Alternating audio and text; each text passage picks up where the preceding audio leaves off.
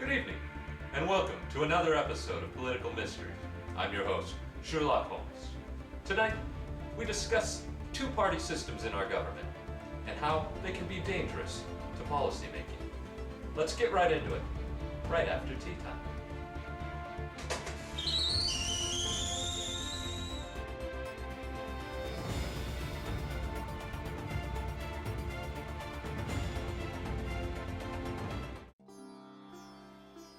To really deduce what it truly was dividing government, we engaged the famous professor on world politics and renowned exotic hunter, Archduke Reginald Clarence Wilson III.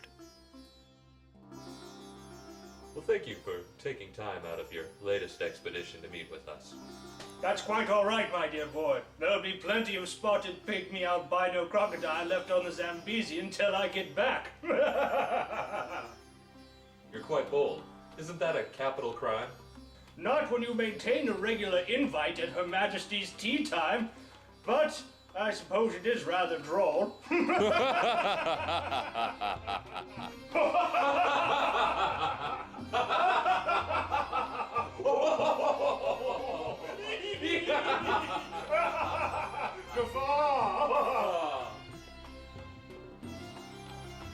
how would you describe America's two-party system? Well, it's actually all quite foolish, chap. It's as if one were to walk into an ice cream parlor and there's only two flavors. Neither is clearly defined as chocolate or vanilla. It's like you walked into Miss Kavanaugh's minced meat pie shop and all there was a bland bubbling squeak and a barely boiled plum pudding. It doesn't make any sense now, does it?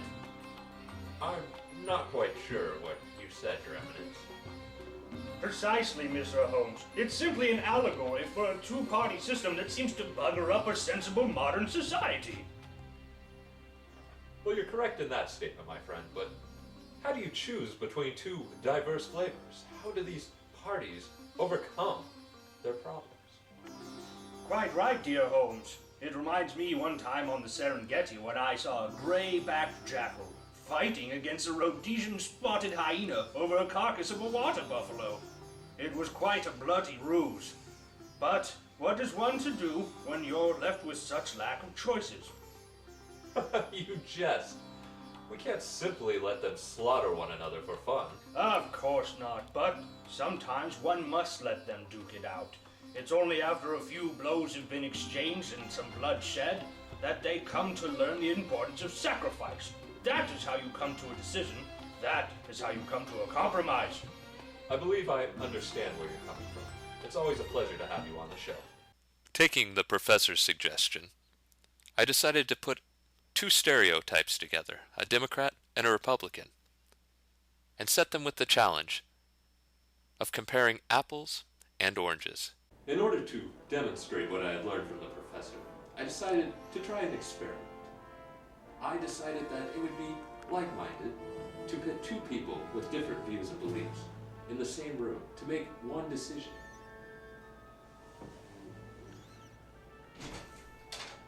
What the hell is he doing here? Whoa, man. I don't need any bad energy, okay? Gentlemen, I've called you here to offer you a challenge. Better not be math.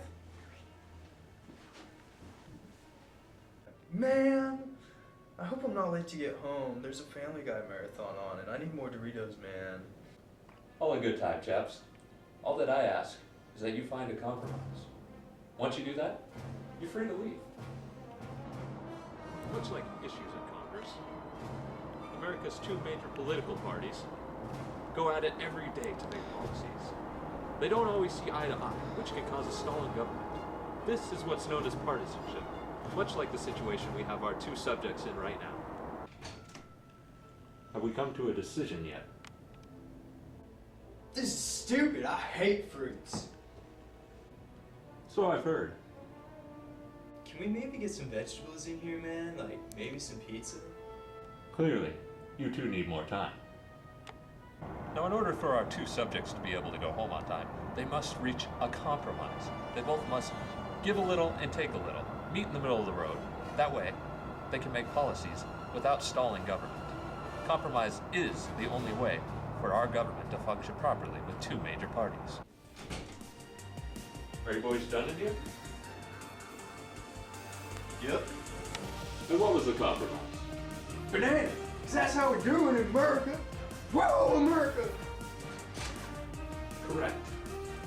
You two agreed to disagree. So you can't compare an orange to an apple. So I was like, bananas. Totally the right answer. Exactly. Hit it! It's about to get democratic up in this business. We about to have some policy making going down. So get ready. It's on. I have an idea to save lots of money. Let me guess. Taxes? That ain't funny. I'm serious, man. Why don't you try? Sure thing, bro. Just pass the mic. There's too much fight. Nothing's getting done. Make a decision, because there can be only one. Now try this on. It's better than a truck. No way, man. No one gives a what? This is hard. What the hell? We can't go home till this ends well.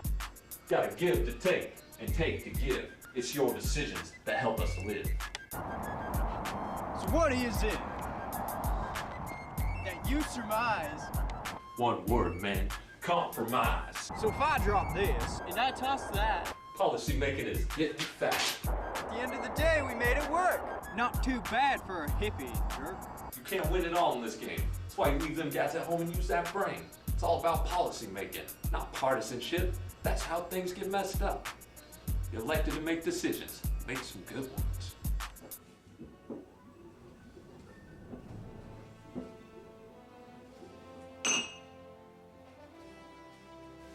Not this time. Tonight we learned that two-party systems can be detrimental to American government. However, through the art of compromise, this can be a very effective way to run things. Join us next week when we discuss the topic of global warming. I've been your host, Sherlock Holmes. Thank you for tuning in.